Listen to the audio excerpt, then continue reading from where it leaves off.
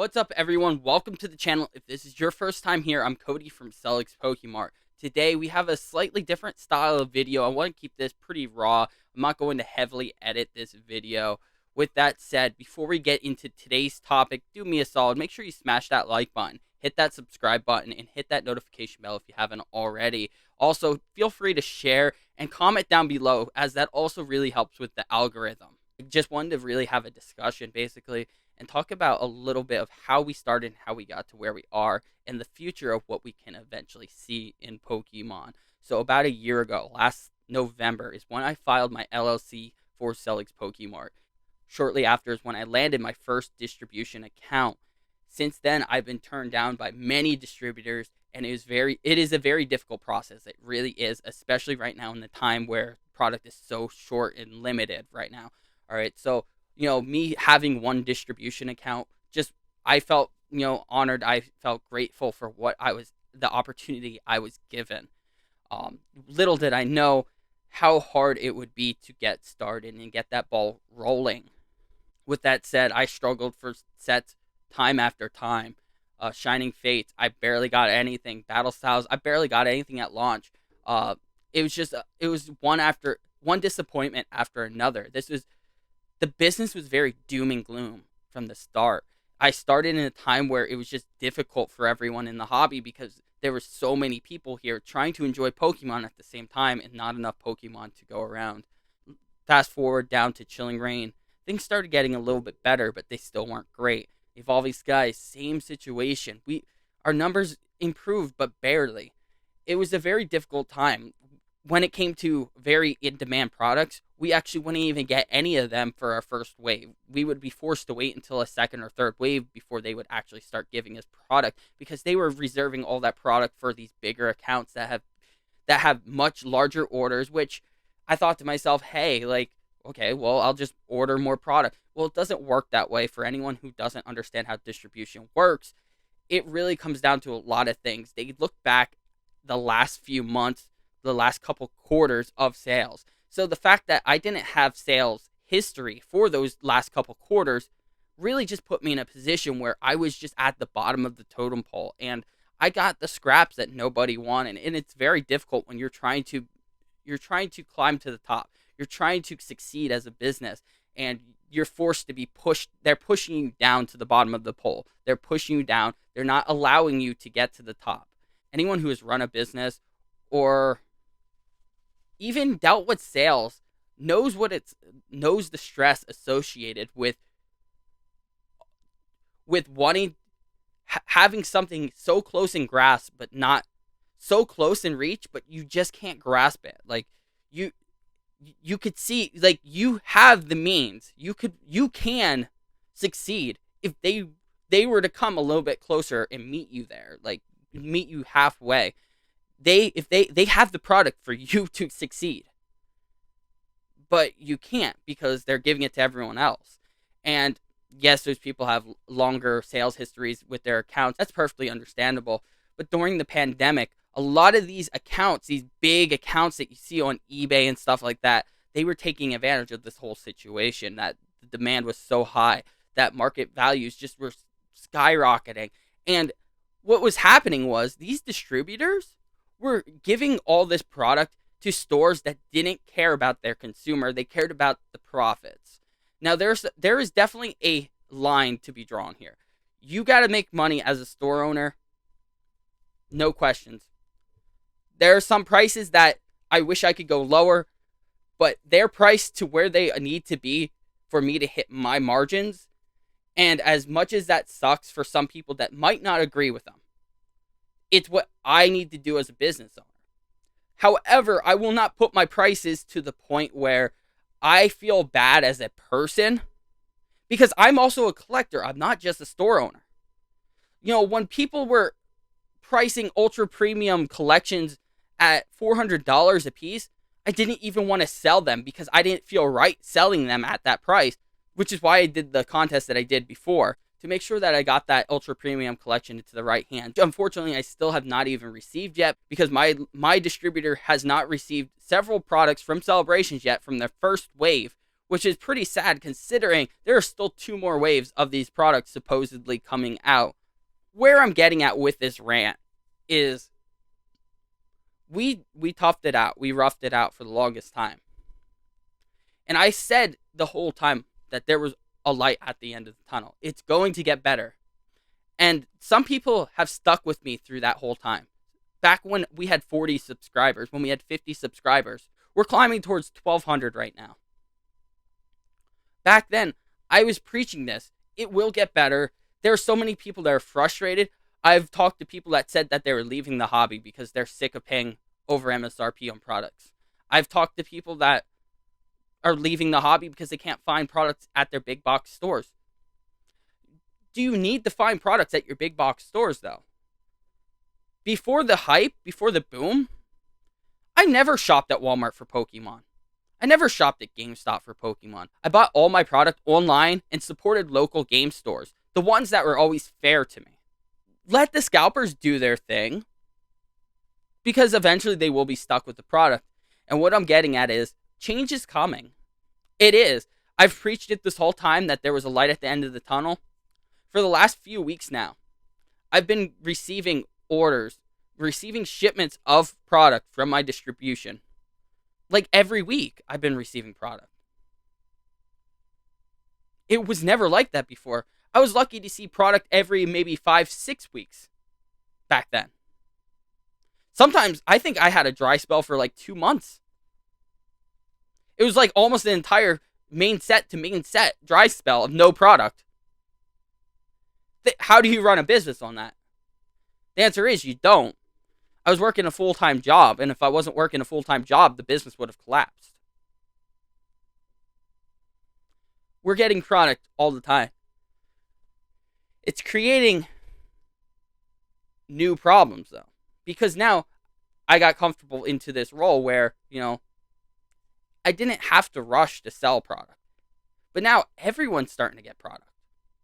What happens? Everyone starts undercutting each other. Well, it gets to the point where, these huge ass stores like Collector's Cash and, other well-known places, maybe Safari Zone or whatever, these other stores that were taking advantage of everyone else during their time of need.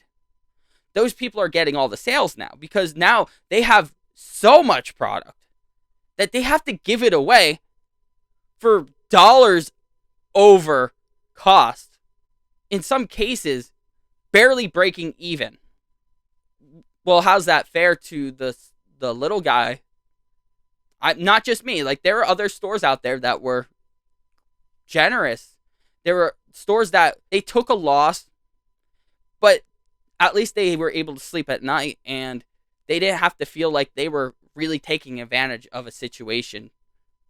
Like I said, there's a point where you draw that line. Does it make you a bad store owner to charge over MSRP? But then again, there is that limit. There's that line that you will eventually cross if you go too high, too far over that line. We have product now. I'm doing awesome deals. I'm very happy to have product. And sales have been really good. They've been taken off the last week and a half now. I said it before. These days were coming. The light is at the end of the tunnel. The holidays are here. There's product everywhere. Whether you shop with us, shop with bigger stores, big box retailers, there's product out there. So that's today. We talked about the past. What about the future, though? Before the boom of Pokemon, even before the pandemic, normal prices on an ETB were probably like $35 in ETB. I think I've seen places that used to sell them for like $32, $30 for like every main set because we weren't experiencing a product shortage. These stores, these businesses, they just wanted to move this product as fast as they could so they could get their next order in. Is that the road we're heading down now? Is this what Pokemon is going to become now? Because if that is the case, profit margins will definitely shrink for stores, which is going to get very tough.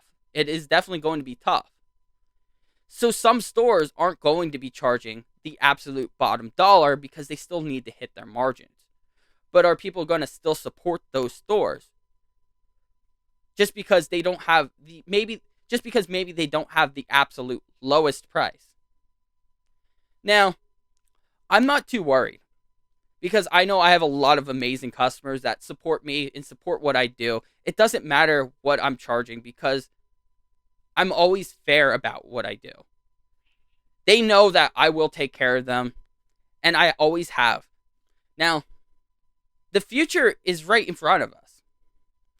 We have a little bit of a gap between Fusion Strike and the next set, Brilliant Stars. Now, Brilliant Stars is clearly starting to get really hyped up, and it's just revving up really fast. It really is. With these character secret rares in this subset, this is really going to be a game changer. These were a big hit back in Cosmic Eclipse, and they only had a fraction of the character rares. Apparently, there are a lot of them. And we've just seen some more being revealed. I believe there was a Zamazenta V character rare. There's a Blissey V character rare. And one of the newest leaks was a Houndoom character rare, which I'll tell you right now, I know there are a lot of Houndoom fans out there. Houndoom was a big hitter for the Neo era, for sure. Go over to eBay listings. I know there are a few online game stores. People are already putting pre-orders up for this set, trying to take advantage of the hype. What did we see during the pandemic? Stores that took advantage of hype. I'm not saying stores don't deserve anyone's business, but is that ethical to go out to the public, say, hey, like, I got what you need. I got those Brilliant Stars pre-orders before anyone else. The sad truth is, anyone can put pre-orders up whenever they want. I could pre-order next year's holiday set. I could put it up right now if I wanted to. If you wanted to buy it, great, whatever. We don't know the name of it. We don't know what cards are in it, but whatever. For some reason, people are actually buying into these pre-orders, though. I think I saw a Brilliant Stars booster box pre-order for like $180 on eBay. I think people need to really open their eyes and listen to this message that I'm about to tell you, because you need to slow it down a little bit, and stop letting that FOMO run your life. Things are changing. Supply is slowly getting better, as we can see. Small businesses like mine are even getting product. Imagine what larger businesses are getting. I'm not saying that this set will be printed to the moon. I'm not saying that this set will be short printed. What I'm saying is we don't know. So for you to go out and pre-order this product without actually knowing how the demand is that really logical? Paying these outrageous marked up prices to be able to lock it down early, when there's going to be 100 other stores that are going to have these same pre-orders, but they're going to put them up when it's ethical. They're going to put it up when they have their numbers. Because right now, tell you right now, I saw a couple stores put these up already. Nobody. There is not a single store right now that has their allocations for this set. I could guarantee you that right now. What if this set had a serious bad printing error and everyone's getting 5% of what they ordered? But these people are already taking pre-orders. They don't know this. This is why you're supposed to wait until allocations come out. It's very unethical to start taking pre-orders on a product that you do not know how many you are getting. Just because you order 100 cases, or 200, or 300, doesn't mean you're getting that. We have seen this all year long. In most cases, you will get a fraction of that. Like in my case, I usually will only get about 5 to 10% of what I order. That's not a good number. That's not. Now, however, that's a little bit better than what I started out at. But how is it right for you to start taking people's money this early on when you don't even know how much you're getting? But the problem is the public, the vast majority of the public doesn't know this. They don't know that you don't have your numbers yet. They don't know that you're just taking their money now because you want to be the first one to have them up. And people, the consumer, sees you have these pre-orders available. And they say, hey, this is an opportunity. I didn't miss out. And that's what's actually happening. The FOMO is running your life. It's how we got to where we're at in the first place. It's the FOMO. It's the fear of missing out. It's why people started hoarding so much product. It's why big box stores were cleared out minutes after restock every freaking, Friday, Saturday, or Thursday, or whenever they restock in your areas. I know it's different in some areas. It's why. It's the fear of missing out. People are stockpiling. People are buying it all up, thinking they won't be able to actually buy it in the future. People are buying it up, reselling it, which that's a grind. That's your thing. Whatever. If you got to grind, you got to grind. I get it. I'm a store owner. My life is a grind. That is my life. That's basically what this rant was about. How we got to where we're at. The health of this hobby. The state of this hobby. Prices are going to start dropping drastically on a lot of products. Doesn't mean the hobby's not healthy anymore. It's far from it. It means the hobby's thriving. There's product out there. People are able to enjoy the hobby now. Prices skyrocket like that when there's that market uncertainty. I hope you enjoyed this rant. Sorry if I ran on a little bit, but we are in a better place. The business, the hobby. I fear that there will be a lot of people panicking because values are dropping. And because, you can't buy, because when you go to Walmart, an ETB costs more at Walmart than it does on your online game store. Thinking it's not worth buying now because you can't make money off of it when you buy it. There are a lot of people that think that way. It doesn't mean the market is unhealthy. It doesn't mean the hobby's unhealthy. I think we're in for a good year, everyone. I think 2022 is going to be a really good year for Pokemon. We already see a preview of what 2022 has to come. We have an amazing Pokemon game coming out, Legends Arceus, which looks absolutely fantastic. I'm really hyped about that. Hyped about the set that seems to be inspired by Legends Arceus. And I'm just really excited to see what the whole year has in store for us, because this has been a rough year for everyone. I really appreciate everyone's support. Thank you for sticking around if you did stick around this long. I did have another message for everyone.